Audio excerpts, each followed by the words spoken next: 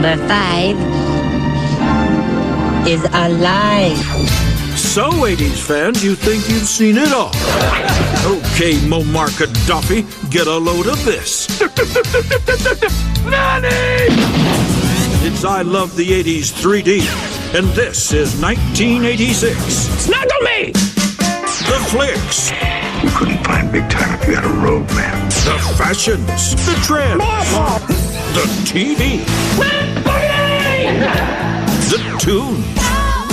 We don't have to take our clothes off. Coming at you in brain-bending 3D. A totally gnarly year that gave us these burning questions. Who's got the nads to try a triple Lindy? In real life, if anyone were to attempt the triple Lindy, they would be instantly killed. Not Rodney. There's a reason his last name is Dangerfield. Why are these toys so pissed off? You want me to throw one? Yeah. I'm a mad ball! I say whip it!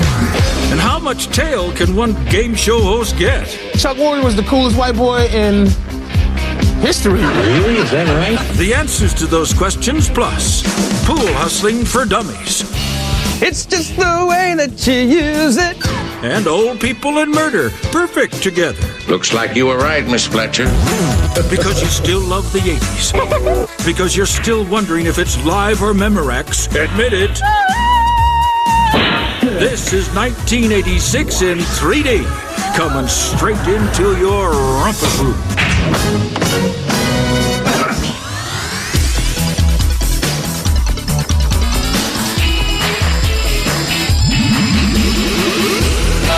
The 80s. 3D. I love the 80s. I love the 80s. 3D. Excuse me, has anyone seen Thornton Mellon? That's what I call marine biology. Back to School with Rodney Dangerfield, only one of the classics of American cinema. When did you dream about going to college? When I used to fall asleep in high school. I'll tell you, it's rough, huh? It's rough. We're going back to school, huh? Wasn't that the whole movie? Hey, folks, it's on me. Shakespeare for everyone, okay? You too, honey. Ooh, I'd like to tame your shrew. His son wants to drop out of school, and Rodney says to him, "You can't drop out of school. I'll go back with you." You're tall and fat. Yeah, well, you're short and ugly. Give me the pen back, will you? So he moves into the dorm next to his kid, and he takes 4 dorm rooms, and he knocks out the walls, and he turns it into one giant party pad. Well, what's your favorite subject? Poetry. Really? Well, maybe you can help me straighten out my Longfellow. In Back to School, to indicate that the party they throw is really awesome, they have Oingo Boingo playing. Come on. Oh, I love 3 girls at once. If I call this team, got each other to talk to. I mean, it was hysterical. He did one book report where he got the author to write the book report on his book report. Hi, I'm Kurt Vonnegut. I'm looking for Thornton Mellon. He has Kurt Vonnegut write his paper on Kurt Vonnegut, and he gets a B on it. And another thing, Vonnegut, I'm going to stop payment on a check. What's that? Me. Hey, Kurt, you read lips. You. How terrible would it be to show up for your first day of college and it's like, Zabka. The next 4 years are going to suck. I told you to clean my locker. Now, if it's too much for you, we're going to have to get ourselves a new towel bowl. Bad to the bone. He was the bully in like every movie, I think, in the 80s. He was a perfect quintessential, like, good-looking, wealthy bad guy. No matter what you think, you'll always be a crude, obnoxious, nouveau riche little flea. It's really weird because he'd be in just like, English class and someone would be yelling, "Put him in a body bag, Johnny!" You just wonder if he's still if he sees movies with jerks and he's like, I could have been that jerk. Now you're using some other actor to play a bag? Doesn't seem fair. Screw you, Mellon. Rodney Dangerfield's dive was called the Triple Lindy. The Triple Lindy. Thornton Mellon will be performing the Triple Lindy. I don't know who the casting person was, but they had this 70-year-old, out of shape, Rodney Dangerfield get on the dive. But then when he does the dive, it's like this 18-year-old muscular blackhead dude. I mean, come on. 3 boards. Boom. Boom. Boom. In In real life, if anyone were to attempt the triple Lindy, they would be instantly killed. Not Rodney. There's a reason his last name is Dangerfield. And he did it. It was perfect. And of course, he saves the day. Everybody wins. Thank you, Rodney Dangerfield.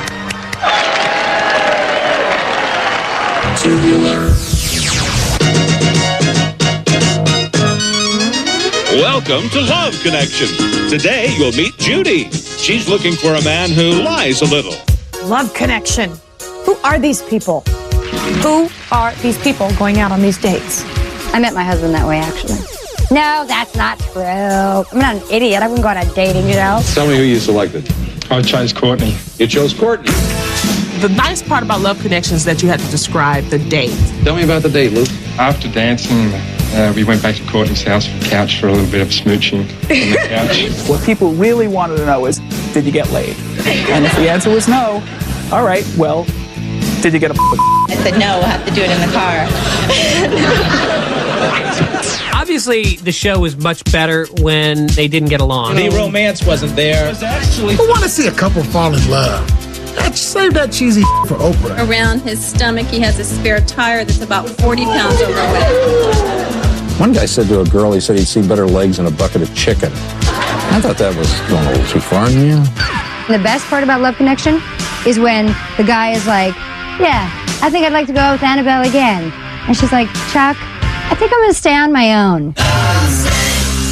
I'm going to remain on my own, which means I couldn't stand the sight of him. And I did not ever want to see this person again. I'm terribly sorry things didn't work out as far as a love connection for you, Susan, because that's what we try to do. I mean, it's just a bunch of people who are lame losers who couldn't get a date. But Chuck Woolery, he was the 80s. Be back 2 and 2. We'll be back 2 and 2. 2 minutes, 2 seconds. We'll be right back. Chuck Woolery was the coolest white boy in history. Really? Is that right? And you're like, man, that's a man. And you'd also sort of like have some bling going on too, like a big watch. What time is it? I gotta keep track of that. Chuck Woolery's Rolex was the So what happened? I mean, did you guys go, did you eat? What? I mean, explain. I think sometimes Chuck would try to hit on the woman. You know, like look, he ain't no good. Date me, 2 and 2. Talk about a turn of events. Wait a minute. Chuck Woolery boned every chick that ever was on that show. That's what I think is true. Oh, quit it. Quit it. Me and my Rolex. Chuck was a pimp. We'll see you 2 and 2. Never get tired of that. I love 86. Mad balls. Gross for one, gross for all. We play with a mad balls. Mad balls! Ah, cool! These are Mad Balls. It's a soft, squishy toy with a nasty face on it. I'm a mad ball! Because somebody decided that kids needed to be angrier. Mad ball. Yeah? Why don't you learn how to spell? Mad ball. Splitting headache, swine sucker, fist face, dust brain, skull head, snake face, lock lips, horn head. They were all like my children. Mad ball. Why are they so mad? Maybe because his brain is hanging out. You'd be pretty pissed if you looked like that, wouldn't you? And if people were doing this with your head all the time. They're gross, funny, yucky. There's 8, so you can take your pick. I don't know what we were supposed to do with them. You want me to throw one? Yeah. Like that? I say whip it. Like that? Whip it good. I say whip it. Whip it good. Like that? Freaky fun for everyone.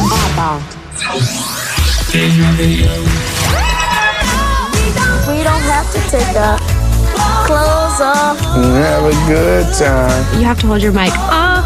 We can dance and party all night. And drink some cherry wine. Not a word. It was like Jermaine Stewart was like, I think a girl with a mustache. I was like, you don't have to take a damn thing off because I don't know what you are. Is it Jamie Stewart? Well, I think he was right. You don't have to take your clothes off to have a good time. I mean, you can go to a birthday party. You don't need to take off your clothes to whack a piñata. I'd rather get in your head and in your heart before I get busy in your business. I like the message. we can have a good time with our clothes on. It's called dry humping. I mean, you want to do it in moderation because it'll chafe.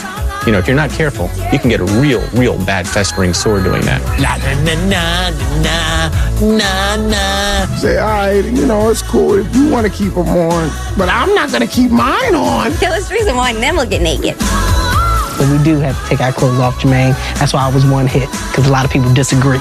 Stupid.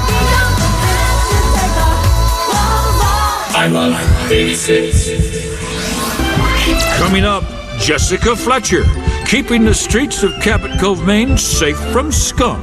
Murder, She Wrote was the first action-adventure series for seniors. Plus, the honorable craft of pool hustling. The message of the movie is the children are our future scam artists. Next on I Love the 80s 3D 1986. But first, movies that should have been made in 3D. Hey, 3D fans! Weird Al Yankovic here, practically jumping out of the TV and into your living room with the movies that should have been made in 3D for 1986. Pretty in Pink. Just when you thought he couldn't get any cooler, it's Ducky in 3D. Aliens in 3D, watch out! One of those nasty little suckers could jump out and latch onto your face. And of course, Cobra. Because the 3D experience would make it so much easier to study the subtle, delicate nuances in Sly Stallone's performance. Don't you think? And there you have it, the movies that should have been made in 3D for 1986. Because 2 dimensions just aren't enough.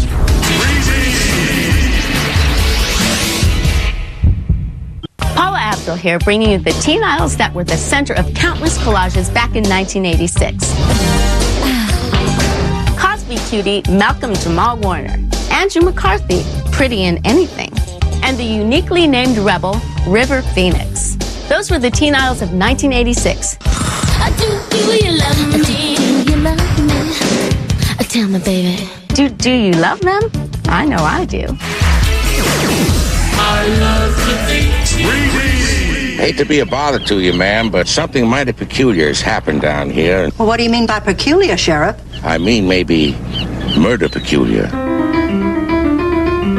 Murder, She Wrote is a television mystery drama starring the lovely Miss Angela Lansbury as Jessica Fletcher.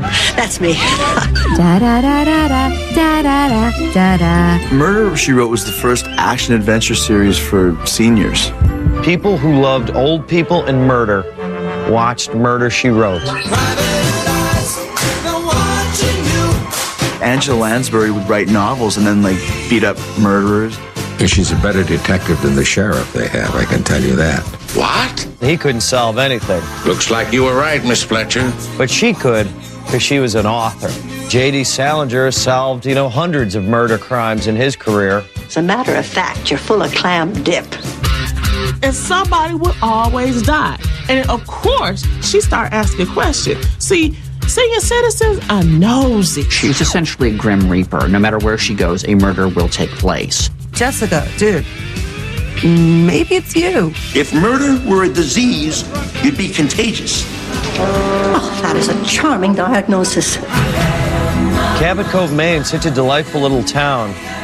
But the murder rate per capita had to have been high. This is a town that makes the South Bronx look like playland. Cabot Cove is a bloodbath. Sometimes it seems that way. I think there was only like 40 people in that town. And then by the end of the show, when it was all over, there was like Jessica Fletcher and the sheriff. Bitch, don't even come to my town, okay? I think he's the most dangerous person in the world of today. Say what you want about Colonel Gaddafi, he makes some damn good fried chicken. Secret 5 spices of the Colonel.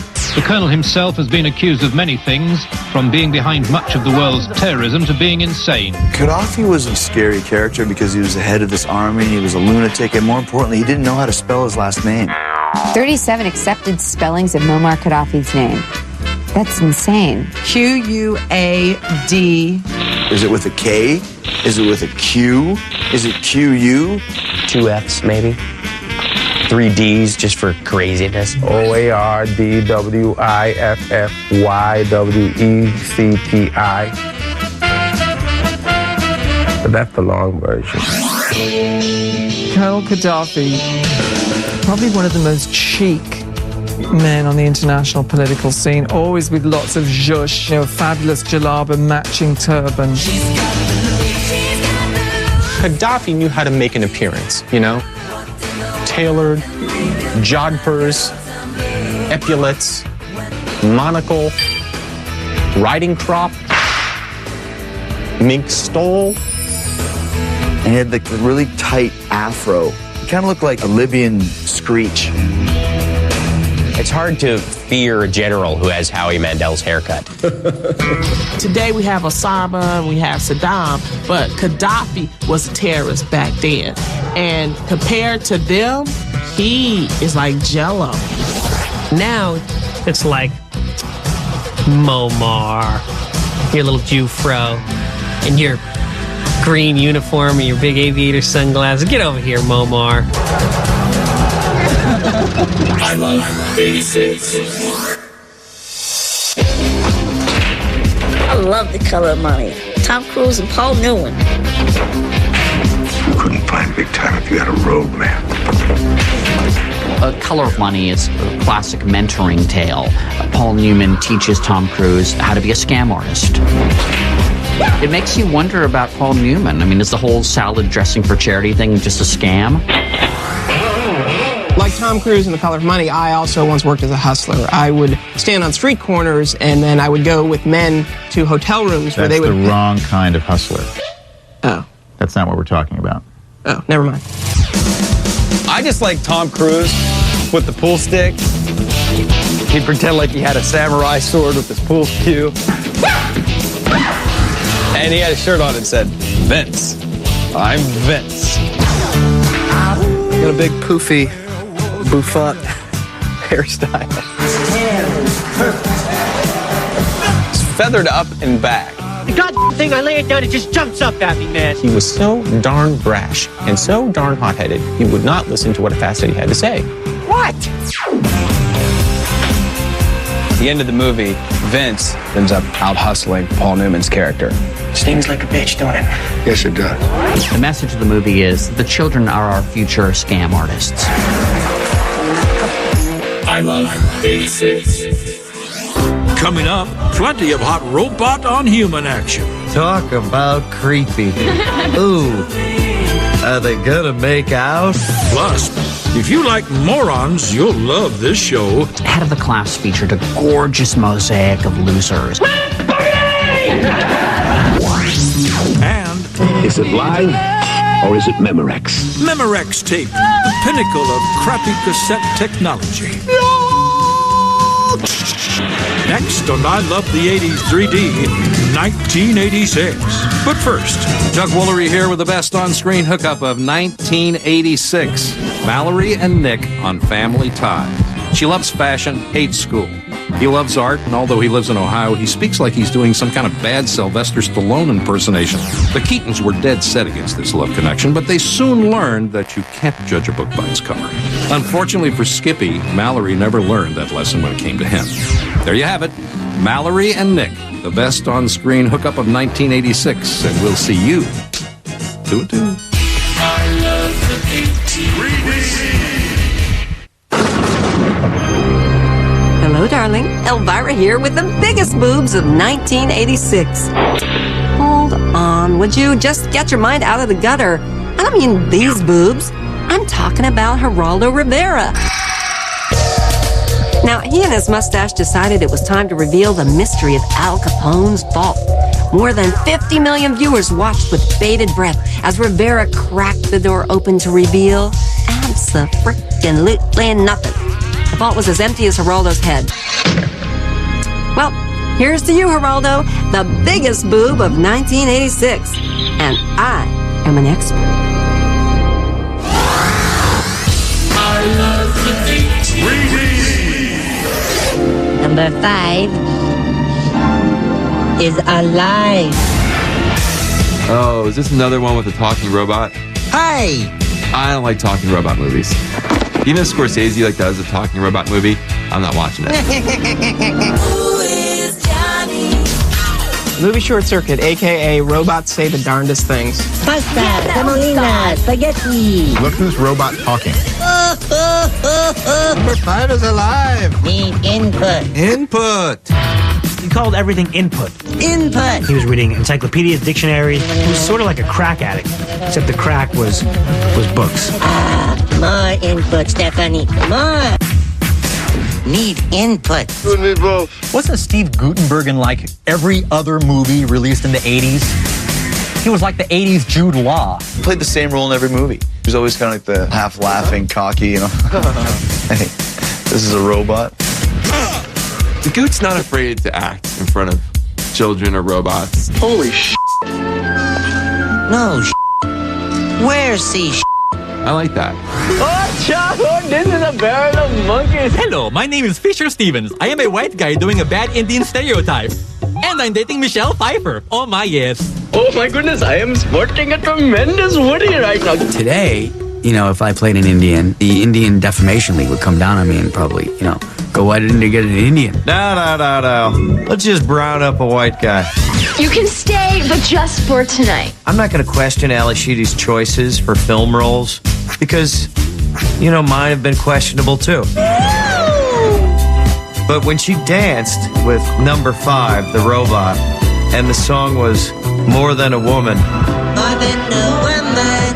Boy, talk about creepy. More than a woman to me. Ooh, are they gonna make out? Stephanie, nice software. Well, you sure don't talk like a machine.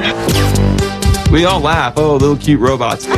No, watch out for the robots. All number 5 wanted to be was human. As soon as they start thinking that, you better pull the plug on that mother. No, disassemble number 5. Oh my God. The coast is clear. Nobody's here. Just you and me. Snuggle fabric softener. Oh my God, it's really him, Snuggle. How could you not love Snuggle? I'm so excited. Hi, I'm Snuggle. I just can't hide it. He's out there, he's pushing his line of fabric softener, making the sheets all so damn snuggly. So soft and snuggly. Yeah, I have a problem with cute commercial characters. Why, you're not feeling him? You're not feeling Snuggles? I'm not creepy and scary at all. You will snuggle with me. Hey, kids, why don't you go and smother your parents? I thought that Snuggle was hedonistic. I thought that Snuggle was all about just feeling good. I want some booty, baby. I want to snuggle by some booty, huh? How's that? Some pimp shit. Why can't I get some pimp shit? Ho, ho, ho. I've got a present for you. I'm gonna give it to you. Everyone wants to have sex with me because I'm a ball of softness. I've always wanted you. Smooth operator. I've never actually snuggled till now, and it's quite nice. No, you know what? I've snuggled better. Snuggle dryer sheets. Snuggly softness that's really less expensive. I love 86.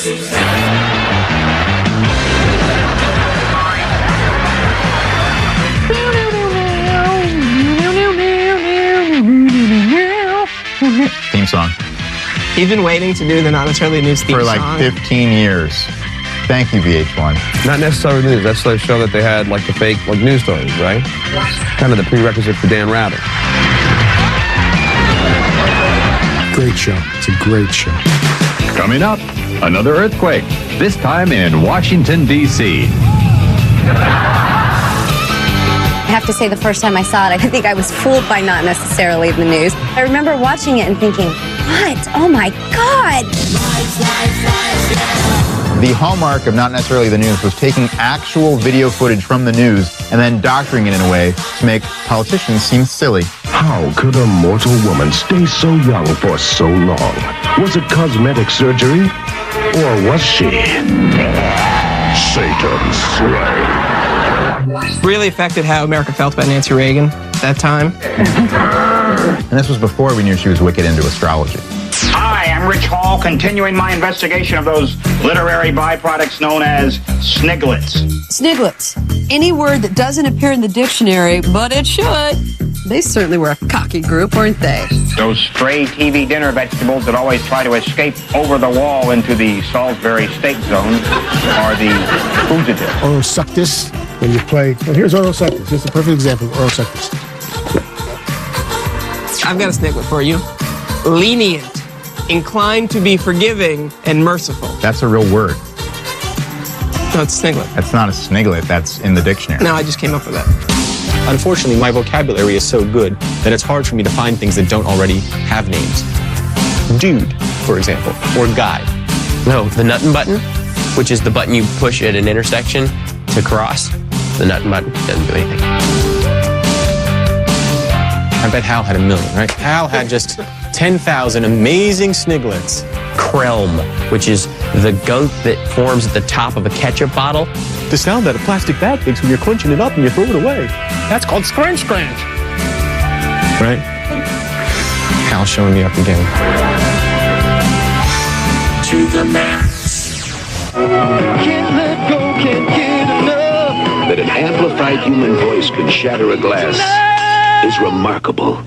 That a cassette recording of that voice can shatter a glass is amazing. The message of the Memorex commercials was that sound recorded on a Memorex cassette was the same as sound heard live. Is it live or is it Memorex? Can Memorex tape shatter a glass? And the answer is yes, if you play it at 160 decibels. It can if it's totally new Memorex. I believed it. I think we were trying to prove it as kids. Me. I did it! It did it! Memorex is just as good as the real deal. If you use Memorex tape, you too can shatter glassware.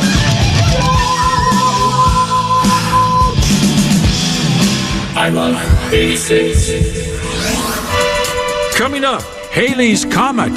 What a jip. The only time in your entire life you'll be able to see a fuzzy, disappointing dot on the horizon. Thanks, nature. And the comic genius of Three Amigos. My little buttercup has the sweetest smile. Next on I Love the 80s 3D, 1986. But first... Hi, I'm Alan Thicke, the irresistibly sexy Dr. Jason Seaver from Growing Pains, bringing you the hot moms of 1986. Cindy Pickett, Bueller. Deidre Hall from Our House, the mom you'd like to play house with. And Judith Light, who's the boss? Who's your daddy? Those are the hot moms of 1986. Hey, how about a little household pet? She's a beauty.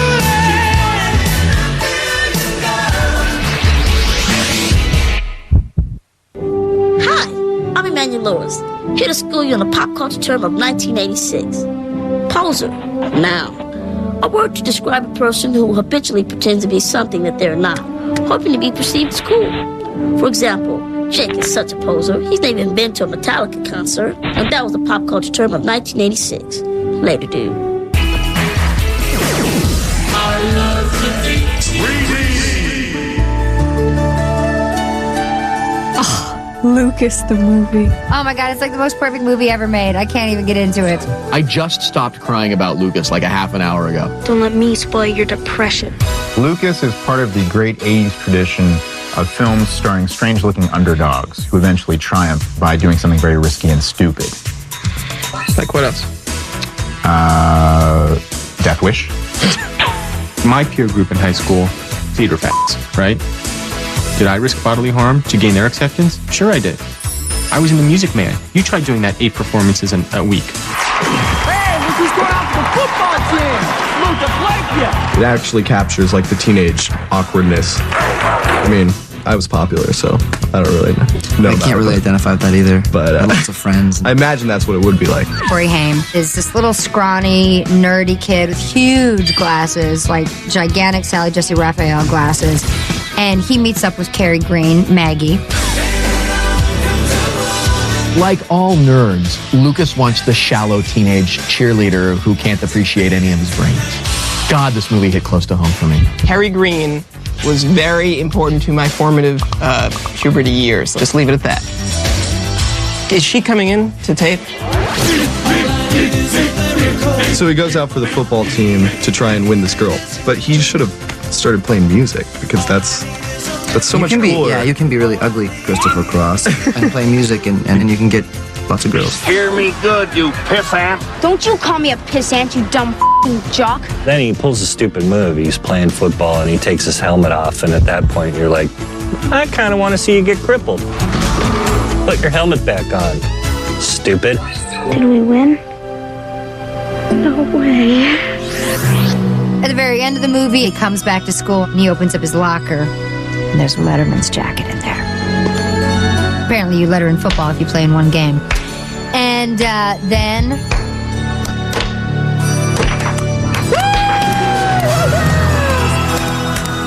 It's the slow clap. They do the slow clap for him. We don't want to, but kid, you've earned it.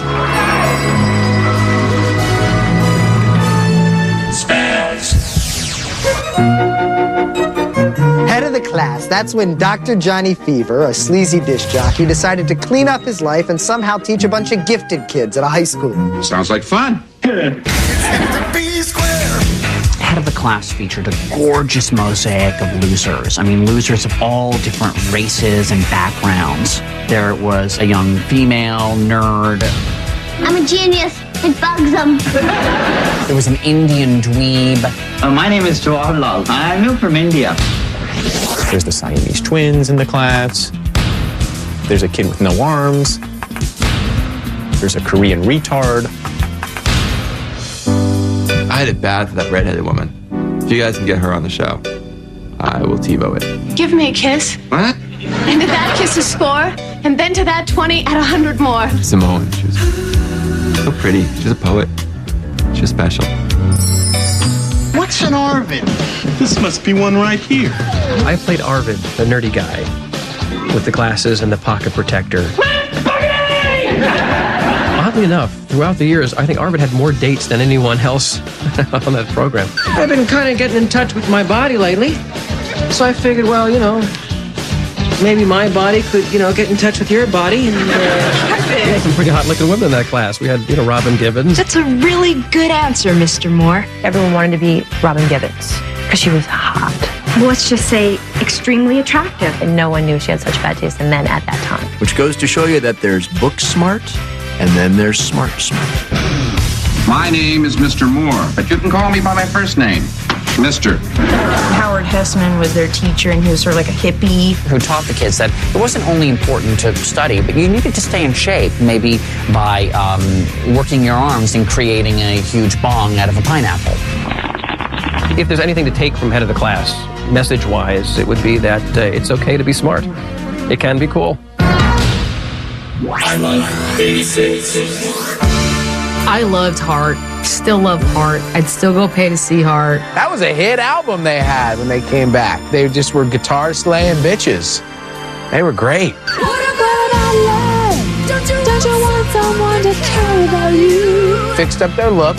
They were no longer, you know, Leonard Skinner type chicks. Now they were big hair type chicks from New Jersey. Big hair and big shoulder pads and lots of big stuff. Thing is that Ann Wilson, I guess, was putting on a few pounds, and Nancy was a bit more svelte. She had the nicest rack. That was her favorite shot in every video. The woman of gold, and she comes out just really very sexy, and Ann is like being shot like a troll with a welding mask on. She's holding her blowtorch. Every single shot of Nancy would be the full-length, head-to-toe, rocking out shot, and every shot of Ann was like this. It was like Nancy Wilson and her sister, the disembodied head. She's behind the candelabras all of a sudden, behind moving boxes, you know. In this video, I think we're going to be moving, and you're just behind the moving boxes, honey. These dreams were made when I close my eyes. No matter how big you are, girl, you got one of the fiercest voices out there. I have nothing against big women. I mean, I like them. I'm a big guy myself. I mean, I'd love to be the meat between that heart, Brad. Girls, don't worry, there's plenty to go around. These are the latest pictures of Halley's Comet, taken from an observatory in Chile. In 1986, Halley's Comet was returning. Now, this comet only comes every 76 years, and America and the world lost its mind. Halley's Comet will return again in 1986, but this time, researchers from around the globe will be studying it not only from the ground, but from space as well. They had all these people who were gathering, they were going to watch at these planetariums. Comet spotters arrive every night. What did they expect to see? They were having Halley Comet parties. All the scientists and the geeks was having oh God, we have to prepare. What's the big deal? What's the big deal about the comet? It doesn't do nothing. Oh, there goes the comet. Oh, there it goes. Halley's Comet came in something like 27 trillion miles away at its closest. And people are going, oh, I hope I don't get hit by that. When you picture Halley's Comet, I always pictured big ball of fire, huge thing like that. Really what you saw was just a little pinprick in the sky. This is what it looks like. It's not exactly a spectacular object. Indeed, it's hard to see it at all unless you know exactly where to look. This is the only time in your lifetime Halley's Comet will be here. The only time in your entire life you will be able to see a fuzzy, disappointing dot on the horizon. Thanks, nature. The most disappointing astrological phenomena of my life. Halley-Bopp Comet, at least a bunch of people killed themselves to get on it. Nobody was killing themselves over Halley's Comet. To me, it was just like a big hubbub for absolutely nothing. Call me when it comes within 65 feet of our planet. Then I'll show up with some binoculars. I love 86. Coming up, three comedy legends save El Dia. Because we are the Three Amigos. Lots of funny Mexican talk and dancing with the Three Amigos. Next on I Love the 80s 3D, 1986. But first, craving some 3D bonus material and 80s ringtones? I wanna rock! Log on to VH1.com. Make sure to check out V-Spot. Guilty, Not Guilty of 1986. The less than honorable Harry Anderson presiding. Defendant, Miami Vicer Don Johnson. Charge, impersonating a pop star. Disco Don tried to cash in on his TV success by punishing his fans and picking their pockets with the unlistenable song and the totally unwatchable video, Heartbeat. Verdict, even Jan Hammer says guilty. Sentence, 1 to 3 marriages to Melanie Griffith. Court of 1986 is now in recess. I love the 3D. Who are you? Wherever there is injustice, you will find us. Wherever there is suffering, we'll be there. Because we are the Three Amigos. One for each other and all for one. Three Amigos is one of my favorite movies of all time. So, and seriously, three of the funniest people ever. My little buttercup has the sweetest smile.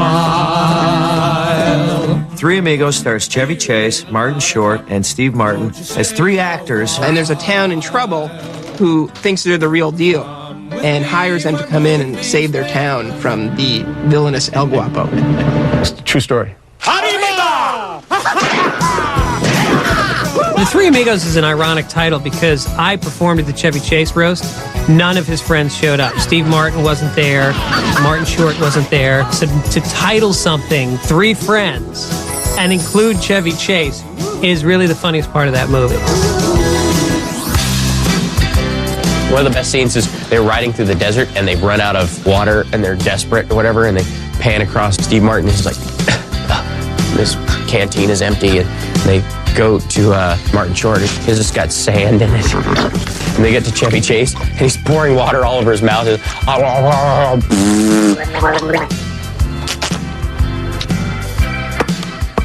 Lip balm? Lip balm? Sitting around the campfire. It's Chevy Chase.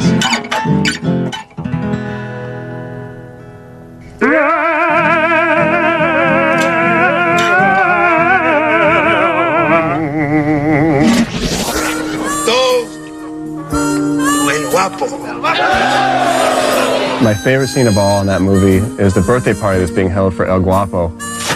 In Cafe and the boys, and we got you a little something. There's a sweater! There's a sweater! So good. El Guapo is on his way. Steve Martin explaining who El Guapo is, and he says, All of us have an we El all have an El Guapo in our lives. For some, shyness might be their El Guapo. For some of us, reading is our El Guapo. A lack of education might be their El Guapo. For us, El Guapo is a giant Mexican man who wants to kill us. The people of Santa Poco can conquer their own personal El Guapo, who also happens to be the actual El Guapo. And the way they win in the end is they get everyone to sew costumes looking like them. So very old one. So like the wind, very old one. It makes them look like they're superheroes because they pop up everywhere and they shoot and they disappear and then they're on the other side of town. Then they're in a barrel and then they're in it's great. They find their true calling in life and they end up saving the village of Santa Poco and inspire laughs in the process. It's one of the best movies of all time. Wild West. That's right. I love 86. In this fast-paced, high-pressure, get-it-done-yesterday show, there's only one man who can keep up with it all. John Machida here, America's favorite fast talker, with the year in review for 1986. Just in case you missed anything.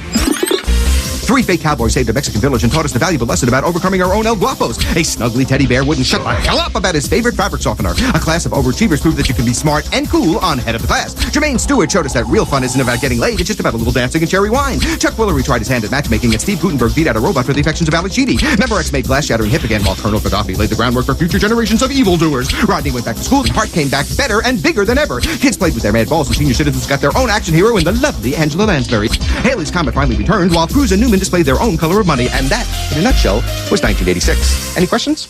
I love 86. Welcome to I Love the 80s 3D, powered by 80s 3D Vision.